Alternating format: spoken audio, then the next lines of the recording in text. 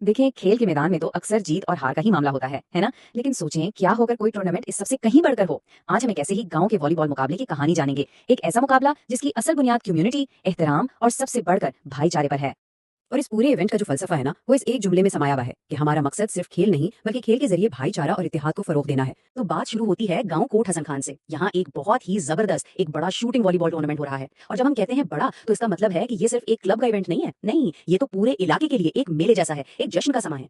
अच्छा, तो इस शानदार इवेंट को करवा कौन रहा है? इसके पीछे दो क्लब्स की मेहनत है, कोट हसन खान वॉलीबॉल क्लब और हिंजरावाला वॉलीबॉल क्लब। असल में जब मलिक आमिर शबीरावान और मियां इरफान साहब जैसे लोग मिलकर काम करते हैं ना, तो ही ऐसे इवेंट्स कामयाब होते हैं। सच पूछें तो ये एक बेहतरीन मिसाल है कि जब कोई कम्युनिटी इकट्ठी हो जाए तो वो क्या कुछ नहीं कर सकती। अच्छा, इस टूर्नामेंट की एक बड़ी दिलचस्प बात है इसका फॉर्मेट। यहाँ दोनों तरह के मैचेस होंगे। कुछ मैचेस तो होंगे दिन की रोशनी में, जहाँ खिलाड़ियों की असल महारत और स्टेमिना का इम्तिहान होगा। और फिर होंगे रात के मैचेस फ्लड लाइट्स की चमक में। इससे जोशो खरोश का लेवल ही अलग हो जाता है। और जानते हैं कितनी टीमें आ रही हैं? 16 से भी ज्यादा, मुल्क के अलग अलग इलाकों से। ये नंबर ही अपने आप में बता रहा है कि भाई मुकाबला तो बहुत सख्त होने वाला है। तो जब मुकाबला इतना बड़ा और इतना सख्त है, तो जाहिर है इनामात भी वैसे ही शानदार होंगे। आइए देखते हैं कि जीतने वाली टीमों को आखिर मिलेगा क्या। तो जनाब, जो टीम पहले नंबर पर आएगी उसे मिलेंगे पूरे 70,000 रुपए नकद और साथ में एक चमकती हुई ट्रॉफी भी।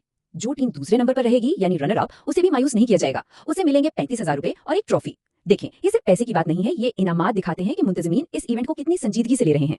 लेकिन जैसा कि हमने बिल्कुल शुरू में बात की थी, ये टूर्नामेंट सिर्फ ट्रॉफियों और पैसों के लिए नहीं है। नहीं, इसके पीछे एक मकसद है, एक बहुत गहरी सोच छुपी हुई है।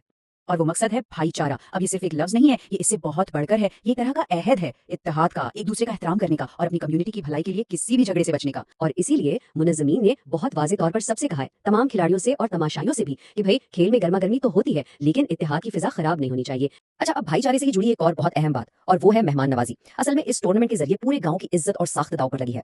और मुंतज़मीन ये बात बड़े फख्र से बताते हैं कि उनके गांव की पहचान सिर्फ खेल नहीं है। वो कहते हैं कि हमारे गांव की शनाख्त 3 चीजों पर है: तालीम, अदब और खेलों में एक मुस्बत किरदार। तो ये टूर्नामेंट उनके लिए एक मौका है कि वो बाकी सबको भी दिखाएं कि वो किस चीज की नुमाइंदगी करते हैं। और उनकी इस पूरी सोच का जो निचोड़ है ना, वो इस एक बात में है। वो चाहते हैं कि खा कोई जीत कर जाए या हार कर, सबको ये तासुर मिलना चाहिए कि ये गांव सिर्फ खेलों में नहीं बल्कि अखलाक में भी सबसे आगे है। मतलब ट्रॉफी तो कोई एक ही टीम जीतेगी, लेकिन उनके लिए असल जीत यही तासुर है। क्या कमाल की सोच है। इसका मतलब यह है कि वहां आने वाला हर एक मेहमान, हर खिलाड़ी बहुत अहम है। मुंतजमीन का मकसद सिर्फ ये नहीं है कि एक अच्छा टूर्नामेंट हो जाए। उनका असल मकसद ये है कि जब ये लोग अपने घरों को वापस जाएं, तो उनके दिल में इस गांव की अच्छी यादें हों, ऐसी यादें जो वो कभी ना भूलें।